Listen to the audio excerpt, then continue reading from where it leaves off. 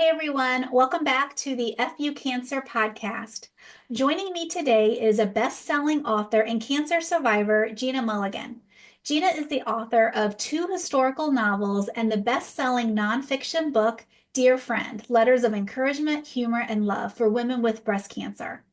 She's been featured on NBC Nightly News with Lester Holt, The Steve Harvey Show, People.com, Today.com, the Oprah Magazine, and Women's Day Magazine.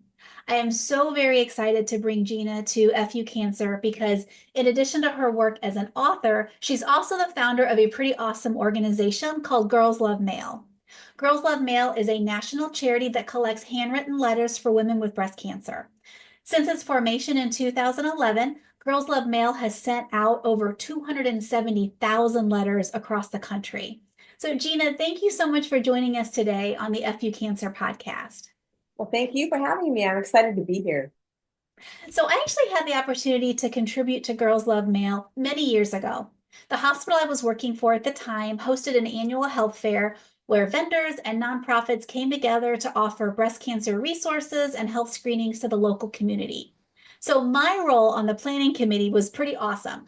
My job was to organize a booth where we collected letters for Girls Love Mail. So local bakeries donated pink cupcakes. My dad actually built this huge pink mailbox that we bedazzled with gemstones and other fun things. And we even created themed coloring pages so that the kids attending the event could stop by for a treat and also participate with their moms, their grandmas, and others who wrote letters for the cause. It was so incredible to see how many people stopped by the booth to share their story. And it was all because of Girls Love Mail. So, Gina, tell us more about that organization and really what inspired you to create it. Okay. First of all, we love that mailbox. I love those photos. Thank you so much for doing that. Basically, Girls Love Mail started in part because of my writing. You mentioned I'm a writer, and I was working on an epistolary novel, which is a novel told through letters. And this is back in 2009 when I was diagnosed with breast cancer. So I had been researching letters and working on letters for about 2 or 3 years. And suddenly I'm this patient. And I think there's a big switch. And suddenly I'm going through treatments and I'm receiving letters. And it wasn't until that moment that I realized we've forgotten how truly healing and powerful it is to get a handwritten note. I received over 200 cards and letters, mostly from people I did not know. They were just friends of friends who heard about my situation and wanted to pick up a pen. And so as I was going through treatment, I could come home and reread these letters. I had a lumpectomy and I had radiation. And I think there's a misconception that women have some kind of support system. And when you go through radiation, you meet the same people every day. You go the same time every day for 6 weeks. And here I was opening this mail and rereading these cards and meeting women who had no support at all. So they weren't getting any letters. So fast forward a couple of years, I got through treatment, and about early 2011, mid 2011, I was trying to think of a way to kind of give back. And letters kept coming to mind. They've been such a part of my healing that I decided, why can't I just write some letters to other women? And so Girls Love Mail began, and it kind of took on a life of its own. We started in August of 2011. October is Breast Cancer Awareness Month. So by that first breast cancer end of that month, we had like 2,000 letters.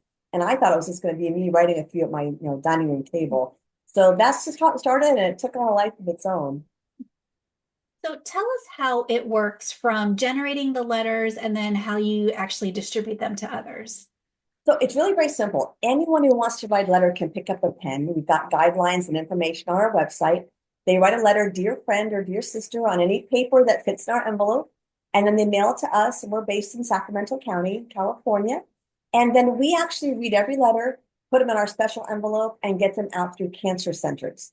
So they are distributed through nurse navigators who we love dearly. And they meet usually one-on-one with patients and give them a letter. And it's really, like I said, a very simple program, and really anyone can help. We've got letter writers. Our youngest one were second graders up until women in their 90s. So how do you identify people who will actually receive the letters? Well, they do all go through cancer centers. So what we found is that most patients have to go through now some kind of process of navigation. They meet one-on-one. Breast cancer, unfortunately, is so prevalent that there is a path. We do work with 165 cancer centers across the country. So they're identifying the patients, And so it's all anonymous. So HIPAA laws, we can't get patient names or anything. So we're kind of just letting the centers do that. So we'll send a cancer center sometimes 10 letters. Some bigger centers take 50 letters per month. It just varies by cancer center. And then they're identifying the new patients as they come in.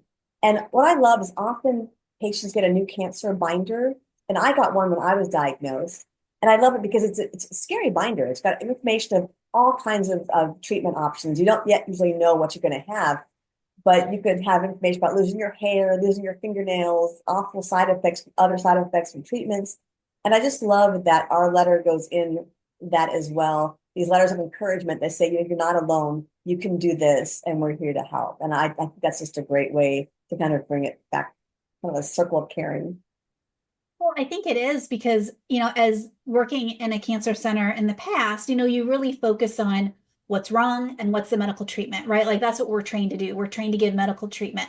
So how many times are we stepping back and saying, and you're going to be fine, like you're going to be okay, you're going to get through this. So having that letter, I can see how that would make a huge difference in that experience. Yeah, and we think so. And we certainly hear from patients. Now, are you screening those letters or are they coming, you're just receiving and pushing out? Like, what does that look like? We do screen them. So I have 15 amazing volunteers who do read every letter. So we have done over, like you said, 270,000 letters. So I have very expert readers. And we do have guidelines. So we have found over the years that certain elements are more encouraging than others. And our goal is encouraging. So we don't take, for example, any kind of religious materials. We're not a religious organization. We're very careful with the language. And so just to throw that out there based on the title of your podcast, we are very careful with language. We don't know, what state of mind people are in. So we look for that.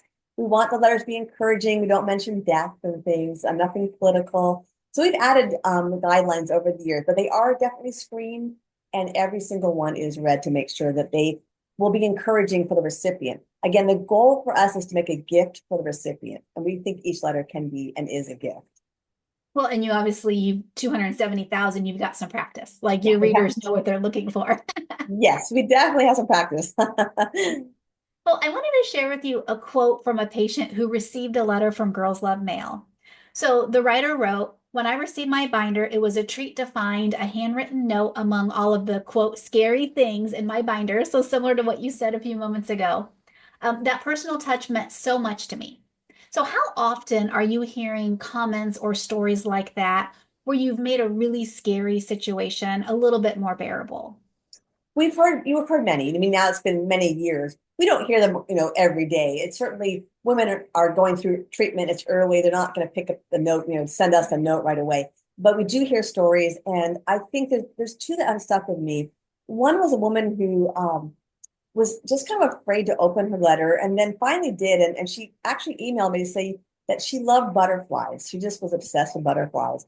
And that when she opened this letter out of, at the time, 100,000 letters, this note card was filled with butterflies. And it was just kind of this kind of moment for her to feel connected. And she kept that letter by her nightstand and reread it every night before bed. She took it with her to her doctor's appointments. It was her only card. So I think that stuck because it was the only one that she received. The other one that is even just kind of really more heartbreaking in a sense, and I mean heartwarming, is that one person wrote to say that they really it was their third diagnosis of cancer, and they really were thinking it was the end for them, and that they were not going to consider treatment. They were done. And it was that letter that kind of gave them the spirit to keep going and to go ahead and want to live even and try and go through treatment and pursue. So I do always remember that we always assume, like I said, people have a support system and not everybody does. So I encourage letter writers to think of that. We don't need 50 letters dashed off. One letter goes to one person. So if someone wants to write a letter, if you can stop and think what that letter is going to mean, that's all we need. All we ask for really is one really beautiful letter. Well, that's wonderful. So, we're about out of time. So I think the most important question on my list, how can our listeners write a letter for Girls Love Mail? The best way is to go to our website. So it's girlslovemail.com.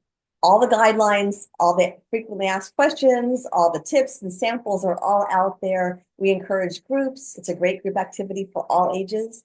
And really just to really be mindful of the guidelines and just take your time. There's lots of, like I said, helpful tips out there. And right from the heart, you really can't go wrong. So it's just Well, girlslovemail.com. wonderful. Well, Gina, thank you so much. I mean, you're putting so much good into the world. So thank you so much for everything that you're doing today, too. Thank you. Thank you for sharing this.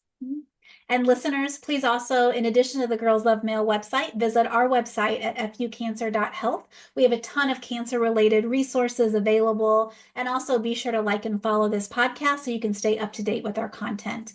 Until next time, I'm Christina Rollins. Thanks for listening.